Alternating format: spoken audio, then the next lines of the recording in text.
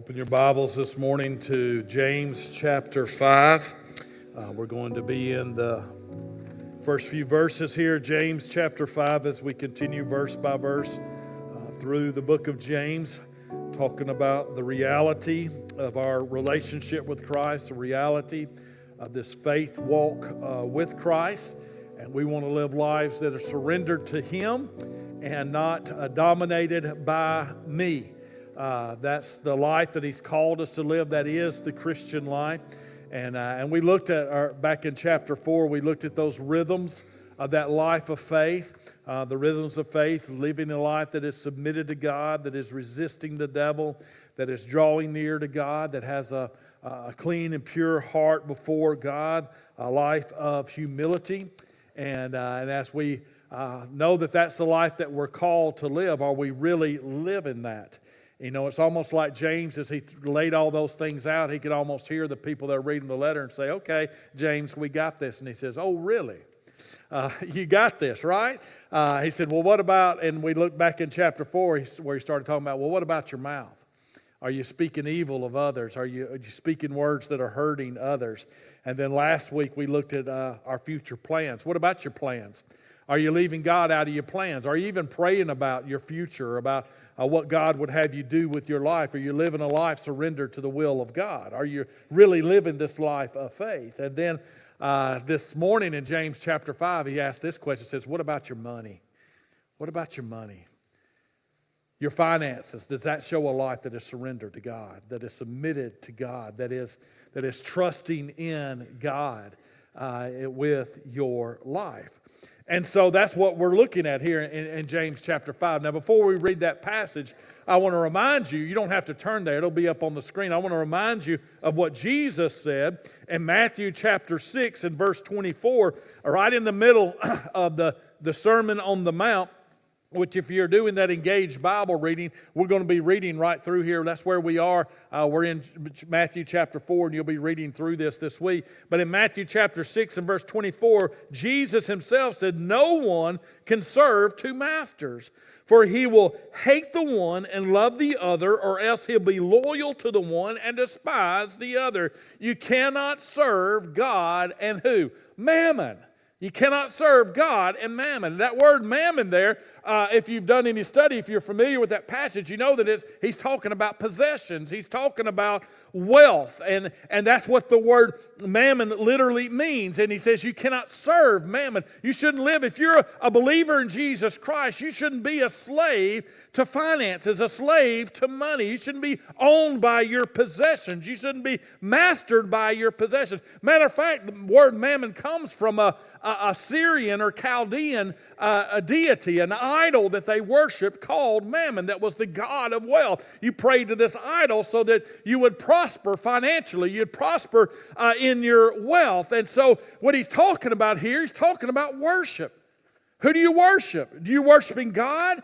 Are you worshiping mammon? Are you worshiping the possessions of this world? What do we mean by worship? What would worship of mammon look like? Well, it looked like where you live a life where you're constantly lusting after more. You want more and more, where you're envious of those who have more than you, where you're anxious and worried about whether you're going to be able to keep up or whether you're going to be able to continue to have what you have. You disobey God's commands because you want to do what's financially beneficial for you, or what you think is beneficial for you. And even to the point that when finances don't go the way that you want them to go, you begin to doubt God. And why isn't God giving you these things that you want? And you doubt His provision and you doubt His love. Matthew Henry puts it this way.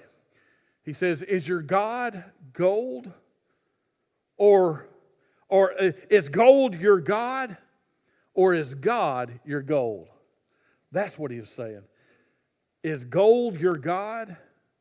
Or is God your gold? The Christian life, the life of faith, is where our treasures are not found on this earth. Our treasure is God Himself. So James chapter 5, that's what James is talking about here. So look with me in verse 1 where he says, come now, you rich, weep and howl for your miseries that are coming upon you. Your riches are corrupted, and your garments are moth-eaten. Your gold and silver are corroded, and their corrosion will be a witness against you, and will eat your flesh like fire. You have heaped up treasure in the last days. By the way, we're living in the last days. Indeed, the wages of the laborers who mowed your fields, which you kept back by fraud, cry out. And the cries of the reapers have reached the ears of the Lord of Sabaoth. You have lived on the earth in pleasure and luxury. You have fattened your hearts as in a day of slaughter. You have condemned, you have murdered the just. He does not resist you. Tough words. But understand what he's saying is that if you're living a life that is submitted to God, this shouldn't be true of you. This shouldn't describe your life. Now, immediately when I read that first verse, many of you have already decided you're going to tune me out. Because he says there in verse now, he says, come now, you rich. And you already say, that's not me. I'm not rich.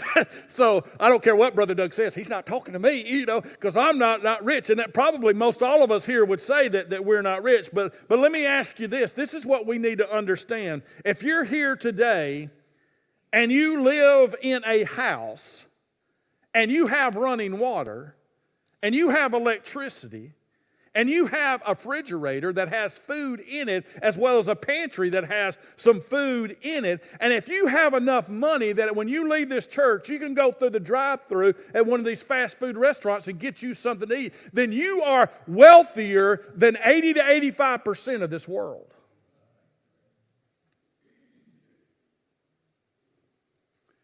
It just depends on how you look at it. We would be wealthier than most of the people that James is writing to and calling them rich.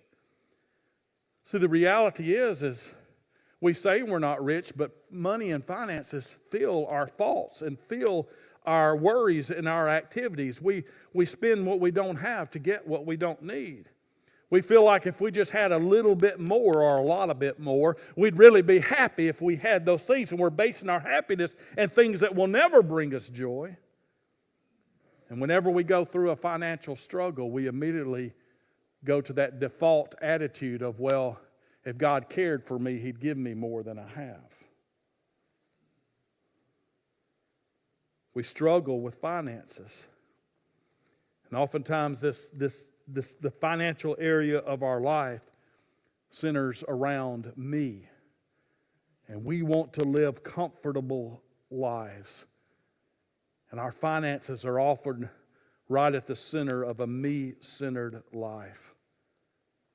And if we were honest, we might not describe it this way, but Jesus and James describe it this way. We serve and we worship mammon.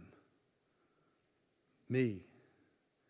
And so let's look at what James, that's really what James is doing. Even though the word mammon's not used here, and even though the word worship is not used here, that's really what he's doing. He's describing a mammon worship service, or a mammon worship life, or a life that is centered around putting the financial well-being and wealth ahead of this world. He doesn't use the word worship, but he has several acts of worship that are laid out here. So let's look at some of these acts of worship. The worship of mammon. This is what it looks like in James's day, and there's some realities in our day as well. What does it look like? Well, first of all, mammon worshipers hoard up treasure. There's the hoarding of treasure there. In verse 3, he talks about that. He says, your gold and silver are corroded, and the corrosion will be a witness against you, and will eat your flesh like fire. You've heaped up treasure in the last days. And so in spite of all this reality of what he's talking about here, still there's this hoarding of treasure. When he talks about heaping up treasure, that's one more word in the original language here, and it means to amass. It means to store up for future use. And what is it that we're storing up for? What is this future use that we've got to have more and more and more of? Really, it is this worship of the treasure. We're hoarding up this treasure because it makes us feel good to have these things and to have this treasure. And so notice he uses the word treasure here when he talks about heaping up treasure. It's not by accident that word is used here, because that's the reality is what is it that you treasure? What is it that you value the most? Is it a comfortable lifestyle, whatever we want to say is comfortable, although whenever we get that comfortable lifestyle, we think we need a little bit more to be more comfortable? What is it that we treasure? And notice he says, you've heaped up treasure in the last days. What's going on in the world around us should make us realize that this is us. We are in the last days. That's prophetic. As James, who had been raised as a Jew and familiar with the Old Testament prophets, that was a common language that was used among the Old Testament prophets of prophetic time, of the future time, of the last days. And so what are you holding on to? What is it that you're going to use this for? Because pretty soon this is all going to be over with. We are in the last days. Let me ask you to do this. This is what I want you to do, right? Just close your eyes, okay? I'm not going to hit you with anything. All right? You're not going to miss anything on the stage. Right now, just close your eyes.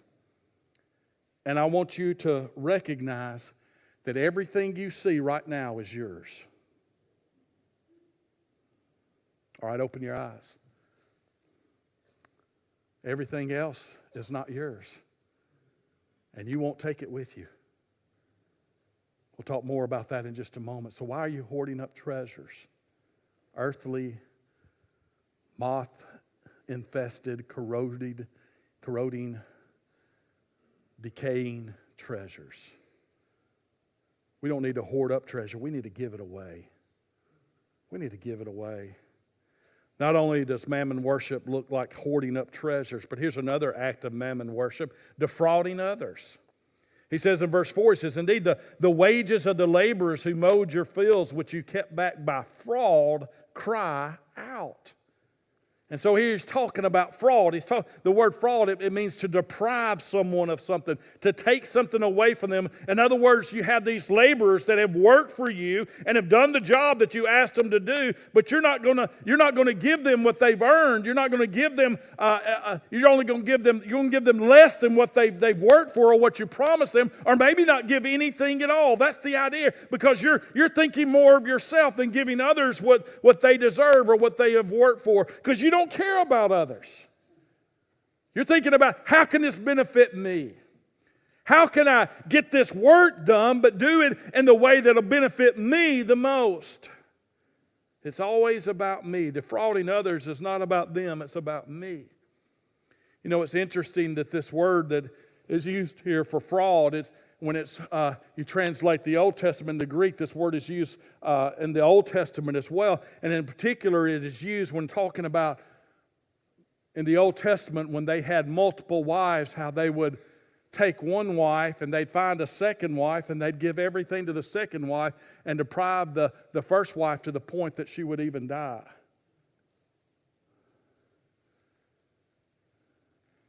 And really, I think that's what Jesus is saying here. He's saying, why are you loving the things of the world and neglecting me? Now, Jesus is not going to die. But still, we go after the things that the world promises. And if you're going to live that type of life, you're going to neglect Christ. Defrauding others is what he's talking about here. We need to be living a life that ministers and blesses others and gives honor and glory to Jesus, not defrauding others. He continues here with other acts of worship. What does the worship of mammon look like? It looks like this: indulging the flesh. Verse 5. He says, you've lived on the earth in pleasure and luxury. The word pleasure, it means to live softly, to live comfortably, to live with as little effort and work as possible, because you're accumulating this wealth, and to get it as easily as possible. That's the idea of pleasure. It's me first. What is going to make my life easier? What is going to help me to indulge in these things? That's the idea of pleasure. And then when he talks about luxury, it's talking about giving everything just to satisfy your flesh, just to satisfy your lust, just to satisfy your pleasure. It's a me-only lifestyle that will do whatever it takes. But as we pursue these things and looking for pleasure, looking for luxury, looking for comfort, it never comes. Because there is no joy in the material things of this world. It's fleeting. It's vanity. That's what the richest man in the world, Solomon, said. He said it's vanity. It's all in vain. You see, as believers, we don't need to be indulging our flesh. We need to be growing our spirit. Because that's what truly matters. But yet when we spend all our effort and time on indulging the flesh, we will never grow in the spirit.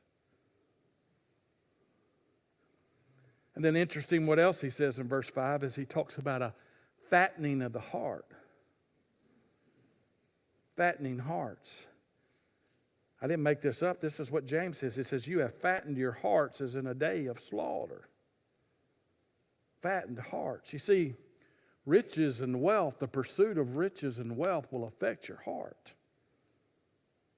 Matter of fact, it gets your heart all mixed up because you pursue what you're passionate about, what your priority is. And when riches and wealth are our priority, that becomes our passion. And the idea of fat is the idea of our hearts getting fattened because we're adding all this other stuff. We're loving the things of this world. We may say we love God, but we're really loving the things of this world. And we're adding these things that don't belong to our heart. Listen, God doesn't want us to have fat hearts. He wants us to have pure hearts. Pure hearts before Him. As a matter of fact, he said, this is the most important thing you can do in your life. It's not attain wealth. It's not build houses or build barns. It's not accumulate the things of this earth. The most important thing you can do is love the Lord your God with all your heart. All your heart. Get everything out of your heart that competes with God. Better to have absolutely nothing in this world and have a heart that is sold out to Jesus than have everything this world offers and yet not have a love for Him. Fattened hearts. Rather than a heart for treasures, we need to have a heart for God. And if there's anything that pulls it away from God, and finances will do that, wealth will do that, then get it out. Get rid of it. Then finally, he even talks about taking life. As he says, you have condemned, you have murdered the just. He does not resist you. You know, when I was reading this and you begin to think, did they really do this? Now, I hadn't talked to anybody that was alive back in James's day to verify whether they did this or not, but it's there. And some want to say, well, it's just the idea of condemning them so that they would lose their wealth is the same as murdering them. And there is some reality to that, but there may have been even people alive in that day. And there are people here today that will, to get what they want, they will take life. That's what money will do to you. See, the idea of condemning them is the idea of making sure that the judge rules against them so that they lose everything and you get it. And that's where the idea of murder comes in, that you will do everything to take away their life, whatever means necessary to get what they have. So that's what mammon does. If mammon is your God, then you don't care about others. It's only me. See, real life is only found in Christ. And so mammon will take the life out of you. And not only that, but it'll take away the opportunity to share life with others. If we're serving mammon, and yet we want to, if mammon is a priority of our lives, yet we're trying to tell people that Jesus ought to be the priority of their life, that just doesn't work. That's a poor witness. We need to give witness to life. We don't need to be taking life. We need to be giving life. And we need to live a life that is sold out to the way, the truth, and the life, and His name is Jesus. And so as he lays this out, he lays out these acts of worship, the worship of mammon. But then he says, okay, if you're going to live this way, if that's what you're going to be doing, this is what you get. This is you could say the blessings in quotation mark, the blessings of mammon worship.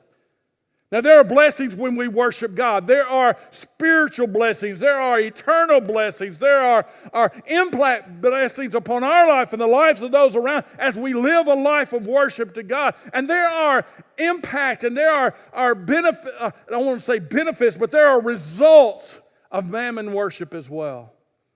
3 primary results that he talks about here in this passage. One is personal misery. You want to worship mammon? Well, this is a benefit. This is a blessing. Misery. What does he say there in verse 1? He says, "Come now, you rich, weep and howl for your miseries that are coming upon you." He goes on and says, "Your riches are corrupted, and your garments are moth-eaten. Your gold and silver are corroded, and the corrosion will be a witness against you and will eat your flesh like fire." That's misery. The word misery means overwhelming hardship, overwhelming distress. I don't care what lie the enemy feeds you. I don't care what lie your flesh is trying to get you to buy into. Mammon, pursuing mammon, living a life of mammon worship is not an easy life. It only brings misery. Misery. Riches bring pain. You see, anytime you follow the devil, that's what you get. And idol worship, putting anything before God, is exactly the devil's plan for our lives. And so anytime we put wealth or anything before God, then what's going to come from that? Destruction, death, misery. That's what sin produces in our life. And so riches and putting riches before God, that's going to bring pain into our life. And not only that, but the thing that we're pursuing is fleeting. It will fall away. They will be gone one day. We cannot take it with us. I've been doing funerals for 30-something years now, and I've never seen a U-Haul truck following a hearse. It doesn't happen. Why? Because you can't take it with you. Now, in the old days, they used to try that. That's why they built those pyramids and those great tombs, and they put all those treasures in there with them for them to take to their other life. And you know what? All that treasure's still in that tomb. Because you can't take it with you. It benefits you nothing after you breathe your last here. But let me tell you something else. You give your life to Jesus, it will benefit you for eternity. You can't take the treasures of this world. But let me tell you something. If you give your life to Jesus, I got good news for you. I was just thinking about this week. When you can't take your treasures with you, but let me tell you something else. When you give your life to Jesus and you go to meet him, you don't take any IV pumps with you. You don't take any pain medicine with you. You don't take in, there's no pharmacies in heaven. There's no doctor's offices in heaven. Matter of fact, they won't even let you take a Band-Aid into heaven.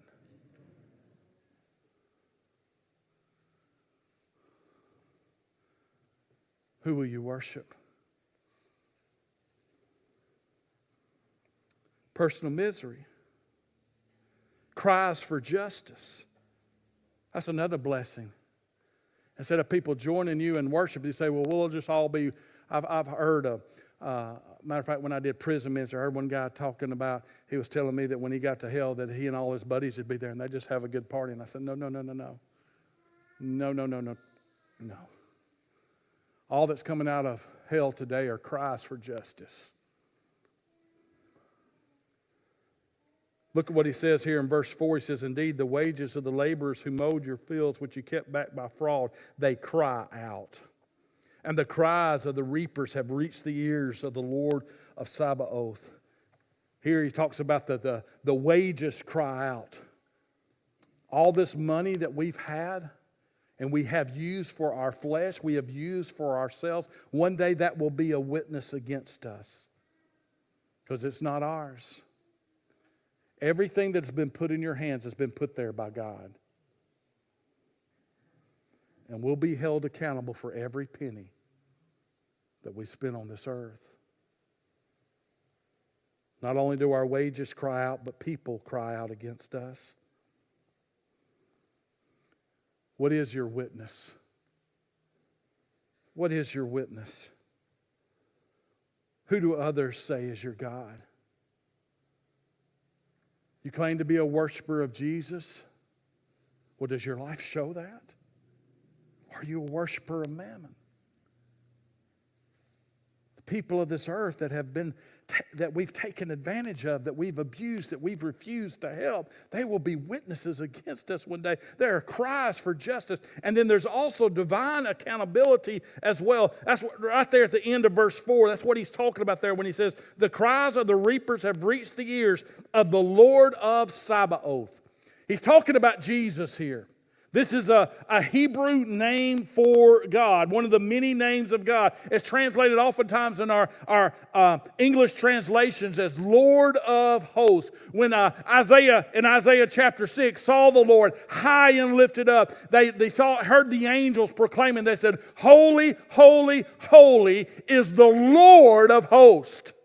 That's the Lord Sabaoth here. He is the one that is on the throne. He is the one seated upon the throne. He is the one that everyone will stand before one day. He is the one that deserves worship because He is the only God. You serve the God of mammon, you've got the wrong God.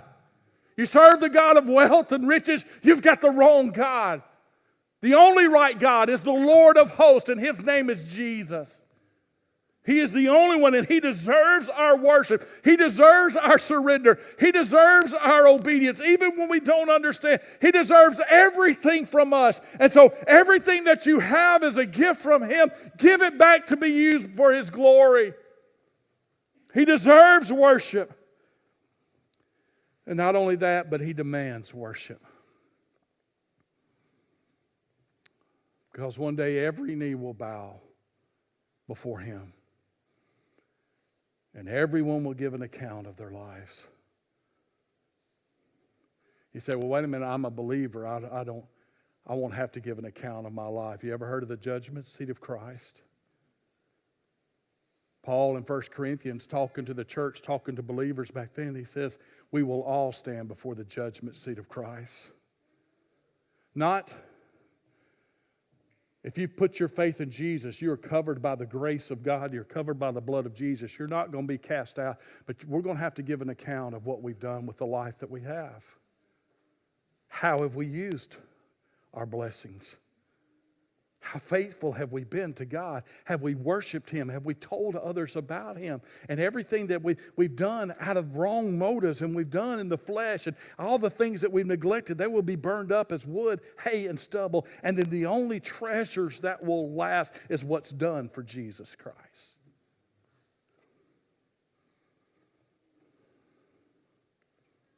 We will all stand before the Lord of hosts. And I've got good news for you, though.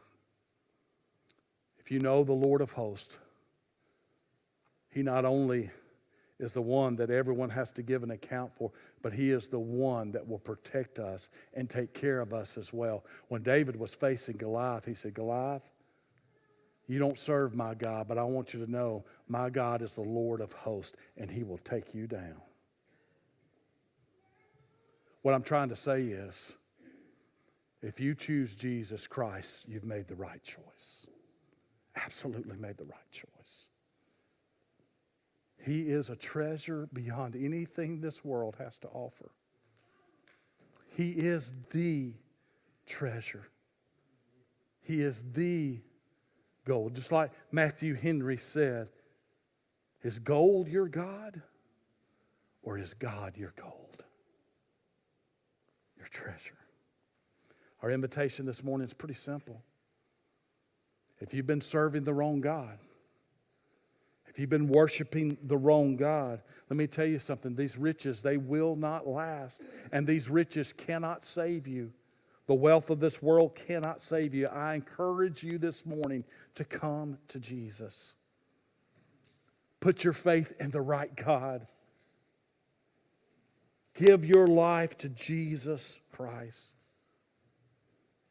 And for those of us that have made that decision, let's lay our wealth, let's lay our finances, let's lay everything that we have, let's put it on the altar before God and say, it's all yours anyway.